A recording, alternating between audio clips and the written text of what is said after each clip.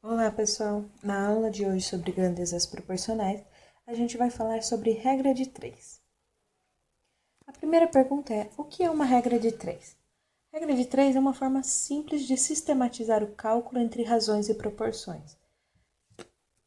E quando a gente pode usar regra de 3?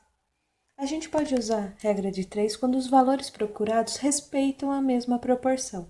Ou seja, quando o problema ele garante que o que a gente quer encontrar, ele respeita a proporção de alguma coisa que a gente já conhece. Alguns dos problemas resolvidos nesse módulo anteriormente podem ser resolvidos por regra de 3. E a gente vai resolver eles novamente hoje, arrumando os cálculos para respeitar uma regra de 3. Por exemplo, a proporção entre os números de horas de uma semana e a quantia de dias que a gente viu na aula de proporção, ela pode ser reinterpretada como uma regra de 3. A gente conhecia as horas divididas pelos dias, ou seja, em uma semana a gente tem 168 horas e 7 dias, então uma proporção 168 para 7. E a pergunta é: quantas horas há em 30 dias?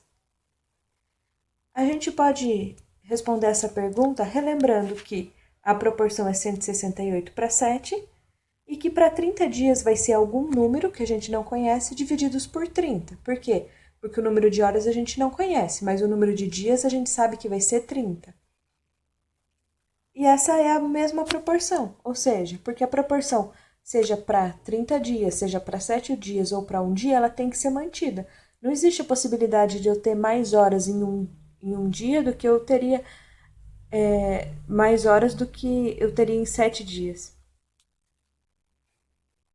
Então a gente pode dizer que a proporção de horas em um dia para 7 dias é a mesma proporção de horas para 30 dias.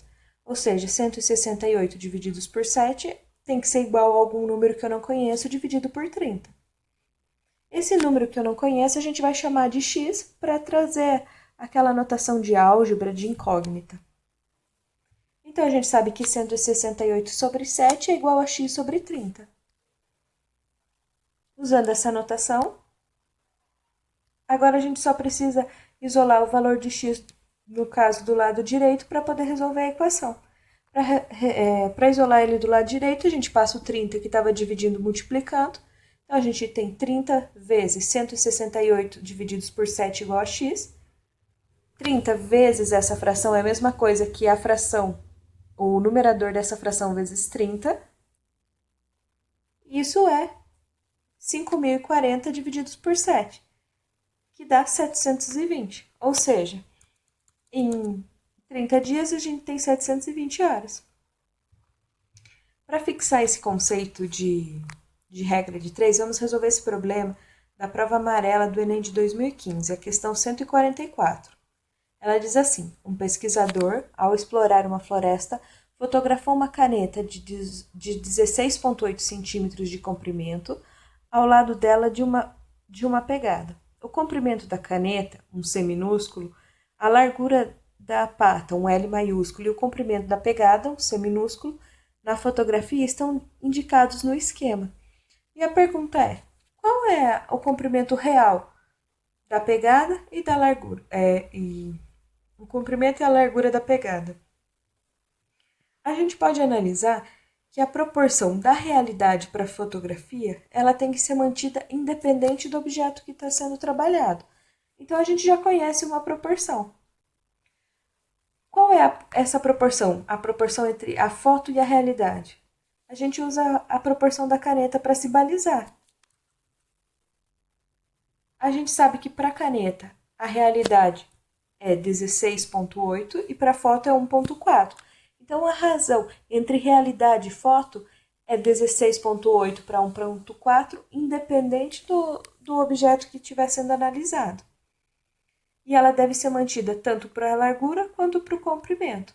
Usando o mesmo raciocínio que a gente fez para os dias para os dias da semana, a gente sabe que 16,8 por 1,4 tem que ser igual ao comprimento, à largura real, que é o L, divididos por 2,2. Porque a largura real, aqui a gente não conhece, e mais o 2,2 é a largura na foto. que a gente sabe que é 22,2. Para o comprimento, a gente sabe que o comprimento real a gente vai descobrir, que a gente está chamando de C, mas o comprimento, né, na foto é 3,4. Então, vamos calcular primeiro a largura. Então, 16,8 por 1,4 é igual à largura dessa foto por 2,2. Eu passo o 2,2 multiplicando. A multiplicação de 2,2 vezes a fração é igual ao numerador da fração vezes 2,2. E agora basta que eu faça a divisão de 36,96, que é o resultado de 16,8 vezes 2,2, por 1,4. E eu descubro que a largura é de 26,4 centímetros. Repetindo a mesma técnica de cálculo agora para o comprimento, temos. Eu sei que o comprimento vai respeitar a razão realidade foto, que é 16,8 por 1,4, e que o comprimento real que eu vou descobrir, ele vai ser dividido por 3,4, que é o comprimento na foto. O 3,4 passa multiplicando a fração. A multiplicação da fração por 3,4 é igual ao numerador vezes 3,4, que isso é 57,12. Vamos dividir por 1,4. E a largura, então, é 40,8. Ou seja, o comprimento real, a largura real é de 40,8. Vamos fazer mais um exercício. O exercício agora é sobre a questão do Enem de 2012, questão 142 da prova cinza. E ele diz assim: no Brasil, a produção de leite é uma das maiores do mundo.